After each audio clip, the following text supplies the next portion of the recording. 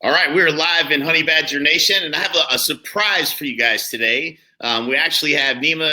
Nima is here from Opendoor, and tell me again your position at Opendoor, because I think that wasn't what I was expecting. Whenever you shared that with me. Yeah, it's usually people don't expect it. So my actual title is Agent Growth Manager, and I was specifically hired at Opendoor because they came to me and they're like, "Listen, we want to work with agents, but we don't think they want to work with us, or even worse than that, we don't think they like us for all the reasons we're all aware of. How can we go out and work with more agents?" So literally, I started reaching out to people like yourself and saying, "Look, I think there's a lot of value here, right? We don't need to be competition, although I get it, we are. And so is your fellow agent sitting next to you. They're all competition, right?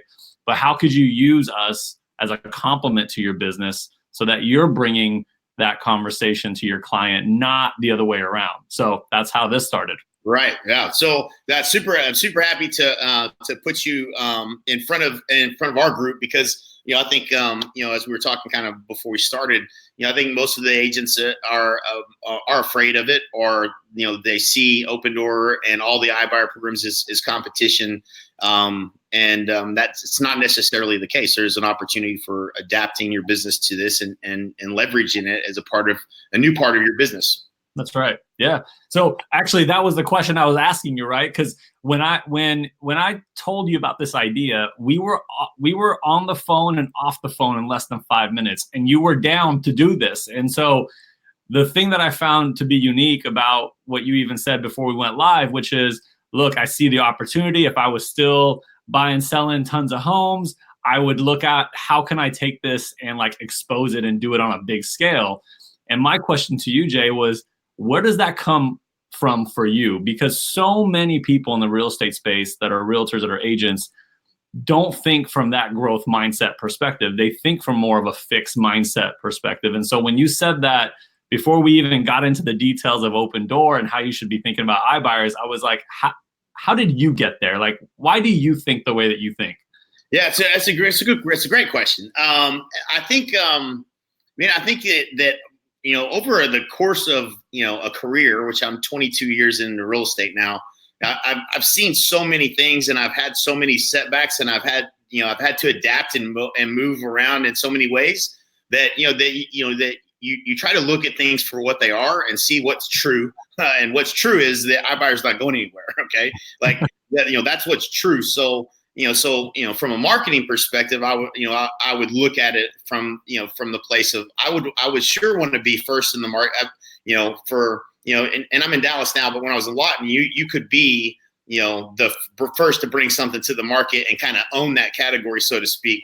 And in a lot of ways, I had done that with the guaranteed sale program, which is just iBuyer was just a kind of a just an advancement on the type of marketing that we were already doing. A lot of the top agents in the country offering 24-hour offer guarantees, things like that. So these USPs were all out there. The problem was it wasn't actually you weren't actually delivering a lot of times on that promise. Whereas what I see is really unique, especially with Opendoor and some of your competition, is that you guys are delivering on you're delivering on an offer literally within 15 minutes or whatever the promise is on the website.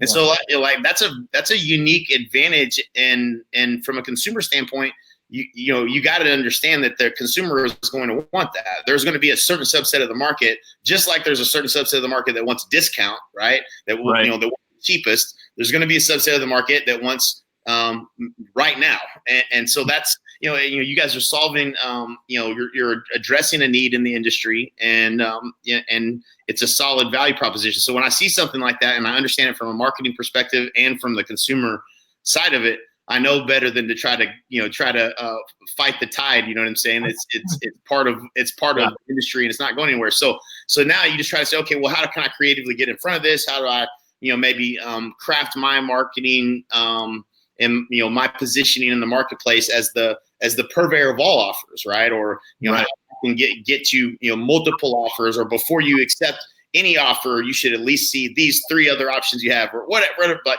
there's got to be a way for you to to do what's best for the consumer by being the most knowledgeable about all of the programs. And I think hopefully that's what we're going to cover a little bit today is so agents know and understand the programs better, they can take better advantage of them, or at least talk more intelligently with their clients about them.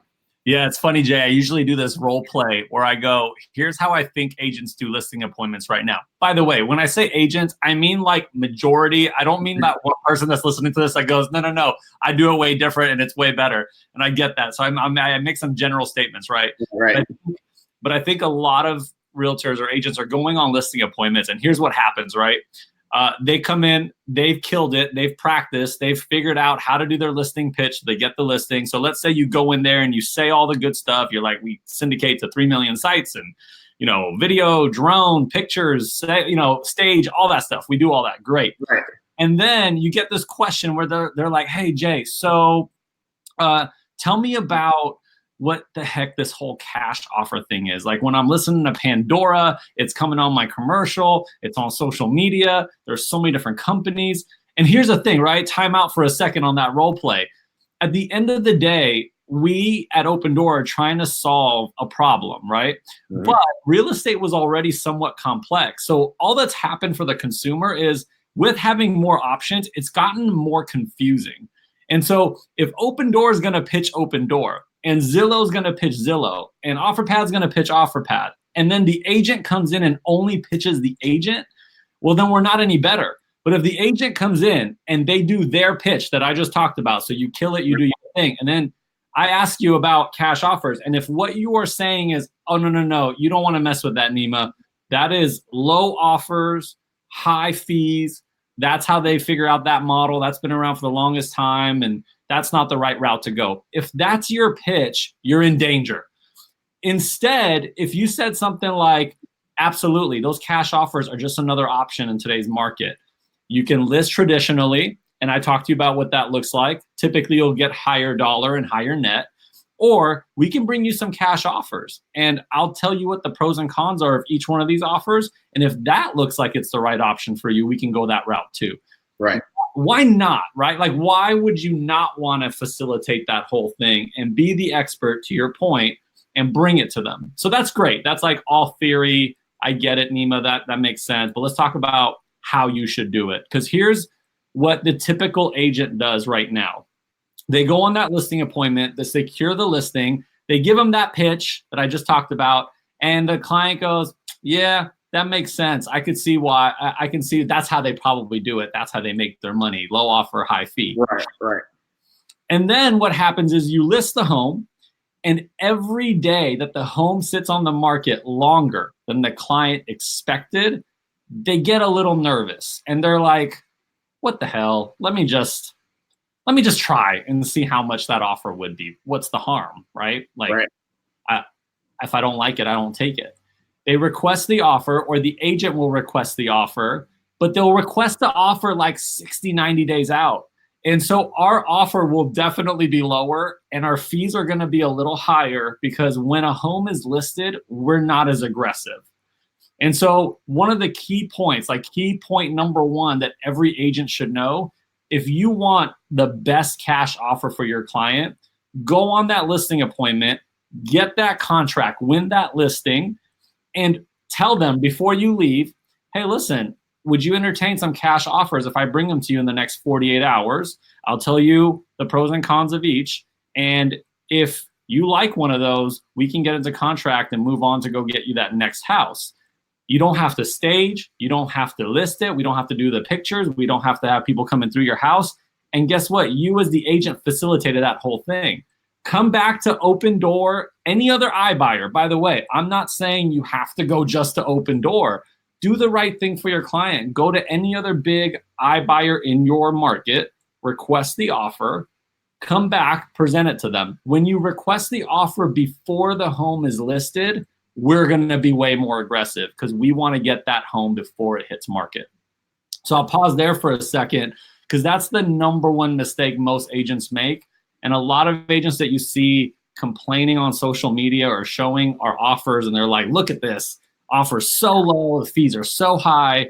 But what you're not seeing in the full picture is that listing most likely was already on the market. And when it's on the market, we're not so strong on our offers. So that's like key point number one. Right. Gotcha. Yeah. The other thing that I often get the question on is what all goes on to your fees. Like any offer, if you come to Opendoor and you request an offer, let's say you're like, that's cool, Nima, I'm going on a listing appointment later this week. I'll do what you said. I'll give it a shot and see what it looks like. You go and request an offer. Within 24 hours, usually we're faster. You said 15 minutes. Usually we're faster than 24 hours, but we put that SLA out there. So when we send you an offer, it's sort of like 5 web pages. You open it up. We try to make it look pretty. It's not going to look like a traditional real estate contract. Most agents are like, this is probably not real because it's not in an actual contract. And we're like, no. We've just made it look cleaner on a website. That's all it is.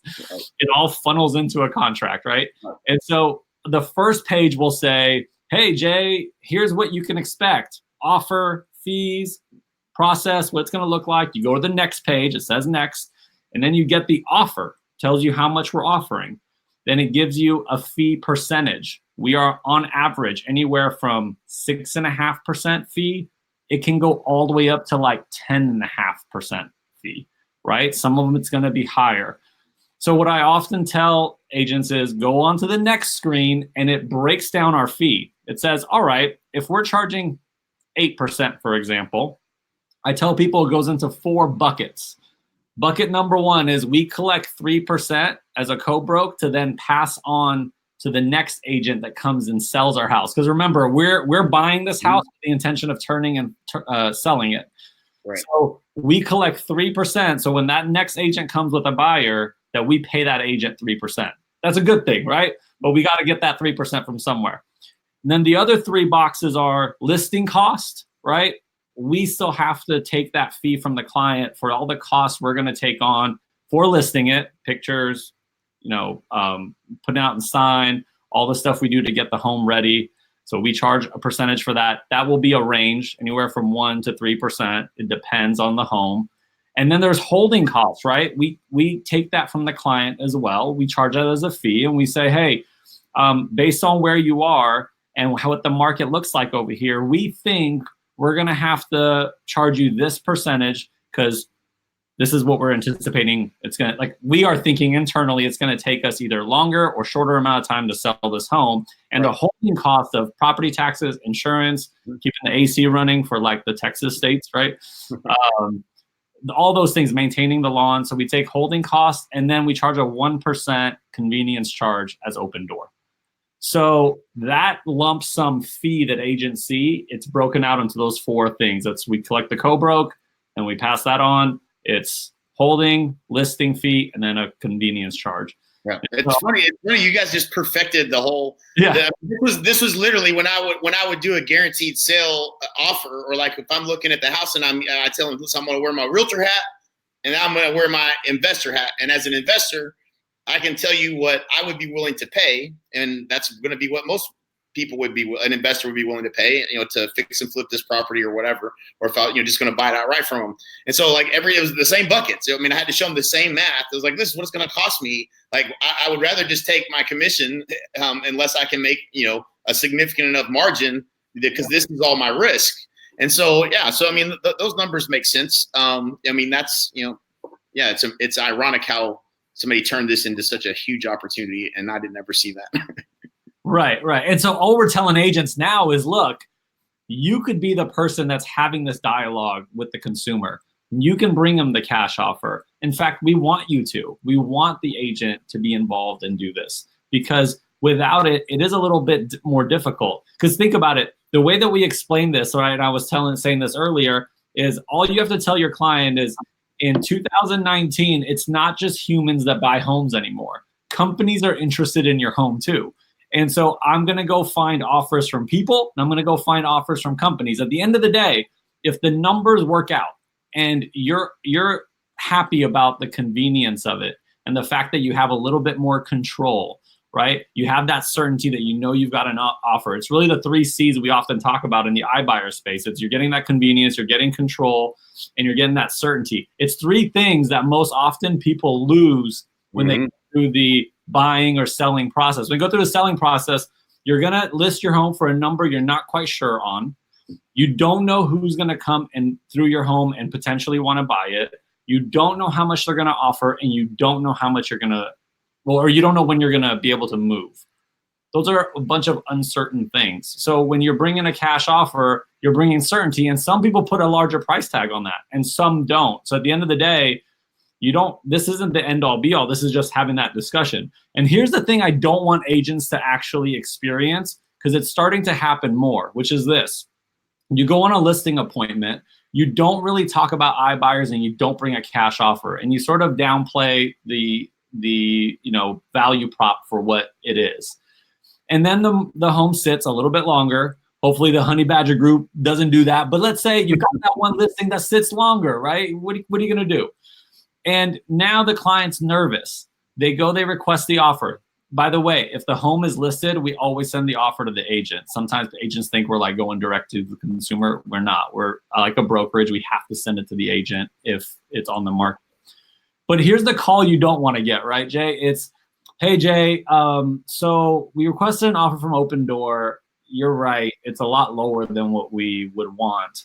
But you know what? Had we known this was even an option 90 days ago, we maybe would have considered it. Was it an option 90 days ago? Yeah, it was. I just didn't really want to bring it to you because what are you going to say in that instance? That's not a good spot to be in. Right. So anyways, I'm like obsessed going around talking to agents because my dad is a realtor in California. I've always been in the space where I've wanted to help the industry. And so when I joined Opendoor, I was like, crap. all the relationships I've built, all the time I spent getting agents to know me, like me, trust me, out the window with one decision because of the industry. But I believe, if you're playing from that growth mindset, if you're thinking about, agents get in the industry for two main reasons: help people make money. You can do both of those things, and you can do them at scale, and you can do them more by aligning yourself and bringing cash offers, as opposed to going into this going, oh, those guys suck, they're horrible, they're my competition, they're eating my lunch, and you go against it. So, right. Love your thoughts, man. Yeah. So let's talk about the elephant in the room, right? So how does an agent know that? First of all, what does an agent get paid? What's the compensation structure look like if we're bringing you these deals? And then how do we know as agents that something isn't going on behind the scenes, or we're going to lose that deal, or how do we protect ourselves with our client? Yeah, I love it. I love that you asked that question, because everyone's probably thinking it. Right. So there's two ways you get paid. Let's keep it simple. The first one is you get paid like you get paid in any other transaction, right? If you go on a listing appointment and you secured that contract, you had them sign a contract like they would normally do, and you agreed upon a commission of, let's just go 6%, because that's like what we all think about, or what we all shoot for. Then, and if you're doing a 3-3, right? 3 for you, 3 for the buying agent. If you take our offer, we're paying you whatever is in that contract. We are merely the buyer. So you're getting paid your 3%. We're taking that 3% and we're passing it on to that next agent on when we sell the home. So that's the easiest, cleanest, most common scenario. The second option is, here's how else you protect yourself. You go on the listing appointment, and this doesn't happen to your crew, but this happens to all the other agents. Go on listing appointments and they don't get it, right? They don't get the listing appointment for whatever reason. They got to talk to their husband or wife, or they're just not ready, or they're wanting to interview other agents. If you go on that listing appointment and before you leave, because you didn't get it, you're like, no, hey, listen, you don't have to list with me, but if I bring you an offer, would you consider it? And you go to the cash offer companies, Opendoor, all the other ones, request the offer, come to them the next day and go, hey, Jay, I've got 4 cash offers for you. I don't know if this is the number you're looking for. I can break them each down for you and tell you, here, you can literally walk away with this, and we don't have to go to market or do any of that stuff, and you can go buy that new build. If you did that, in that scenario, you haven't secured a contract, right? So technically, the client can come just to us and get that offer if they wanted. But in our system, we see, Jay, you requested that offer. And you can refer that client to us. If you refer it to us, but you go to referrals@opendoor.com, you can go to opendoor.com/agents. We have all this information there. It's not like I'm telling you a secret. It's on the site. You can refer us a client. And when that deal closes, it's just like any other referral from broker to broker referral. When that deal closes, we then will pay a 1% or 33% of the GCI to the agent. So this is what you need to think about. And here's how I would position it if you're an agent, because I'm pro agent. Okay, I want you to like think about this scenario. If it's a client that has bought and sold homes and they're somewhat familiar with the process, and you don't feel like you need to handhold them or walk them through this journey, then sure, refer them to us and we'll pay you a 1% referral fee. And by the way, that referral fee doesn't get hit to the client's net dollars. That comes out of our marketing dollars, which is another important thing. So your client nets a little bit more, right? Right. Now, what I like is this scenario. You go in there, you bring them the cash offer, you say, hey, listen, I can refer you directly to Opendoor, or I can charge you 1% and be involved in this transaction. I'm making up 1%, say 2%, whatever it is. Right. I'll be involved in this transaction. I'll represent you. I know all the details. I'll make sure that we get all this taken care of, and they'll work with me. And for that, I'll charge 2 or 1 instead of 3% for doing all the heavy lifting of getting this sold for you. Right. And you be involved, because here's what happens. Not every seller after starting with us ends with us. They might go, oh, no, I can't do this. I'd rather go traditional path. I think I need to get that net extra dollars. Let's just go list. If you're not involved in that process, now they got to like reach back out to you. The likelihood of it happening is a little bit less. But if you're engaged in the process and you're helping them through the process, and for that you're getting paid less in commission, but all you did was go meet with them, and in 48 hours you've gone into contract, right, your dollar per hour just went up. Right, yeah. Because historically, agents are really, really bad about figuring out their dollar per hour, because that number it's not good for a lot of agents, that's for sure. Yeah. So that's the two ways. One, you get a contract, you're protected. It's in the contract. We are literally doing a real estate transaction, and we are the buyers. You're not in contract. Send in a referral form to us, and we pay you 1%. You can send it you can send an email to referrals@opendoor.com. And if you requested the offer, we're sending you the offer anyways as the agent, and you can go have that conversation. Right. The only caveat here is if the client has requested an offer themselves within the last 30 days, we can't pay that 1%. But if that happens, I mean, that's the right thing. They came to us first, and we're gonna honor that. But if it's the 31st day, you can refer it to us, and you'll get paid 1%. Nice. Yeah. Nice. Good to know. Yeah, these are all details that I'm sure not everybody that's watching probably knows all this. So definitely learning some things today. So appreciate that.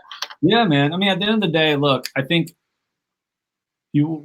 I've seen a lot of little side-by-side flyers on social media where it shows like Ibuyer. It says like cost of convenience. It has Ibuyer like fees broken out and like traditional real estate, and then the net dollars are dramatically different. And it's agents making this pitch, right? That like, why would you go on to an Ibuyer? Is convenience really that important? When you actually look at the numbers, they're not always apples to apples, right? Like at the end of the day, agents don't always break down holding costs for the client, but our fees include holding costs. So if you're doing a true net side by side and you just show the client and go, hey, look, fast, less time equals a little bit less money. Here's what that looks like. A little bit more time, a little more effort. We list it. It's not that big of a deal. We can get a little bit more money. Which one is best for you? And then we go. Though I think agents are the worst predictors of what the client will choose. You don't want to be the one that's choosing for them. You want to map out all the options for them, tell them the pros and cons as the pro, that's your fiduciary, and then let them choose. Right. To me, it seems like a simple game. And so I tell anybody, we work with a 4610 group out on the west there with EXP. A lot of the EXP agents are forward thinking. That's why I was excited to talk to your group as well, because what I'm telling you is about how do you do more business? How do you help more people and make more money? To me, the last time I checked, helping more people and making more money always was a great equation. Absolutely. Yeah. So that's really what I was hoping to bring to the group. Right. Yeah, there's no question, man. This is, I would just, I mean, you broke it down in such a great way of, how do you take your current business model and adapt to this and become the true expert and not, give yourself the best chance of not only helping your client in the best way possible, but also getting something, earning something on every deal. And in really some unique ways, probably you could leverage this and going after certain subsets of the market, not maybe expires with FSBOs or stuff like that. There's some ways that you could probably leverage and make it really is just kind of a new income stream is how I would look at it for your business. Oh, totally. Think about this. I've got several brokers that are like, I'm having my son or daughter get their license, and all I'm going to have them do is go door knock. Obviously not when it's like 110 in Phoenix or 98 in Dallas, but go door knock and do your normal pitch of like, are you interested in selling, blah, blah, blah. But tell them you can bring them a cash offer. Right. It could be a lead generation tool. Oh, you know what I would do? So this is the first thing I would do. So and Opendoor, nobody buys houses in Lawton, Oklahoma, where I'm from. So it wouldn't work there, but he manages over 1,000 doors. So rental property. So like you could literally take and upload like that entire list, and get offers for, I would do it in sections probably. I don't know if you want to overload y'all's entire system with uploading offers, but essentially go back to all those, the people that own property that didn't want to necessarily own rental property with offers on their property. So that's another easy way for someone to leverage this and go make some, put some deals together. And check it out. This is what agents have figured out. They go in with our offer because that gets you in the door because you actually have a buyer. Offer, right. And then if the offer doesn't look great, which sometimes it's not going to, we're not going to come in strong on a lot of different homes, but some we will.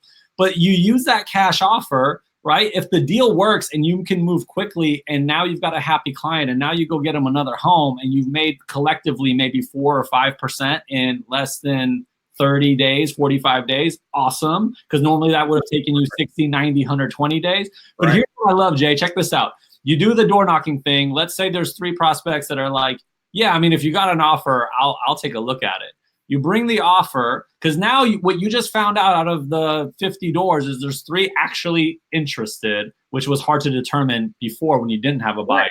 You bring the cash offer, 2 out of the 3, let's say, don't look that great.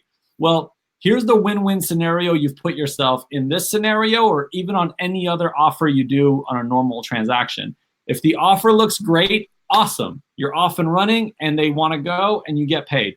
The offer doesn't look great. Well, the option of listing with you might look that much better. For sure. So you're putting yourself in a better position. So it's a win-win. You bring the cash offer, it doesn't look good. Option of listing with you looks better. You bring it, it looks good. You're the hero that just sold their home. So right. I don't know, man. I get pumped up about it. I get excited. And I always tell agents, look, if you get questions, if you're wondering, if you're not sure, hit me up, email me, text me, call me. If you want to meet, no problem. I'm responsible for the central region of the U.S., so Minneapolis, Denver, Nashville, and the 4 big cities in Texas, Austin, Houston, San Antonio, and Dallas. But I've got my counterparts on the East Coast and on the West Coast. If you're in a market where Opendoor exists, let's talk, because I think there is such a big play here for you. Stop going the other route that all of the other agents are going. Go this other way, because there's so much opportunity right now. Yeah, it's huge, man. That's awesome. And so right now, what is Opendoor? As far as like the expansion, what does it look like? How many cities are y'all in now? What does it look like 2020? What are the plans for expansion? So plans for expansion, I wish they'd give me a lot of that information. I'm not privy to a lot of it, but we are in 20 markets currently.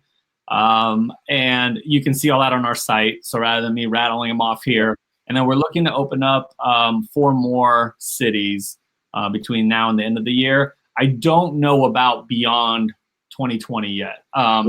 Information has not come out to me, but we're always sharing it. I'm pretty active on social, Facebook, Instagram, LinkedIn.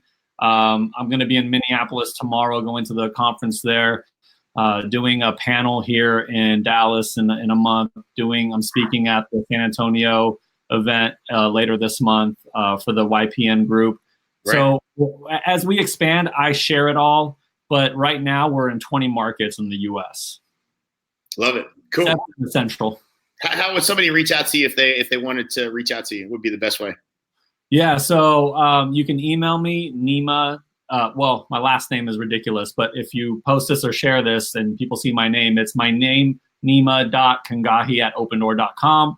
My number, 510-378-5999. You could text it, call it.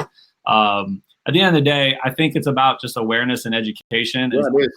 Very much so. Yeah. I mean, think about this, right, Jay?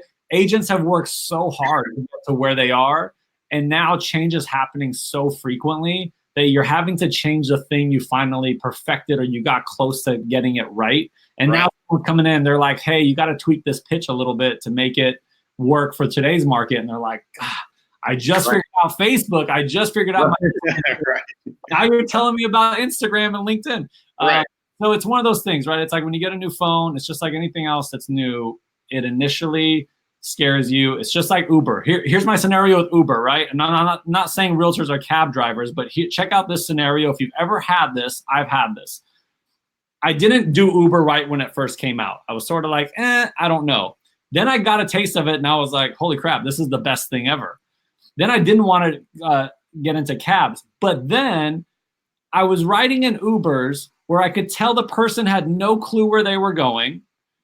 I could tell they weren't really a driver. They were like a student or whatever. They're doing it part-time. The experience was horrible because they didn't have my water and my charger and the gum and the mint.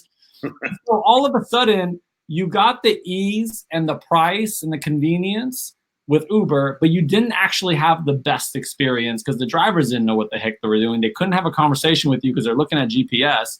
The best ones were the cab drivers that were like, I'll just go get a Prius or a black car. I know the city. I know I have a great experience. They leveraged the technology. Now that was the mega driver, right? The driver knew the town, could tell you where you should go for that speakeasy bar that no one knows about in Dallas. That was the ultimate. And that's what I'm trying to get agents to see. Look, you got to think about social. You got to have a Facebook group. You got to be a part of these things. You got to leverage Instagram and LinkedIn. But that doesn't stop there. You got to leverage technology in your business. And this is just another complement, another tool in your tool belt to bring a cash offer, be the facilitator of that all. And I think you win. I think you win in the long run because, to your point, you've created another revenue stream for your business. And I know EXP agents are actually way more receptive to this because many of them went to EXP because they see the growth in the future, right? They see the opportunity. So it hasn't been as hard to convince EXP agents that this is a good thing. Right. Yeah, no, I think to your point earlier, I think what most agents are out there doing are trying to make the case against it, instead of making it a part of your offer, a part of your presentation, and a part of the structure of how you help a client to get the most amount of money and get move from where they're at to where they want to go. And so I think that's a no-brainer for us to adapt and adopt and put into our business models. Yeah, I mean, many agents now, even brokerages. I was in Houston last week, and there's a gentleman with KW. His name is C. Tim Sell. That's how he's branded himself, C. Tim Sell.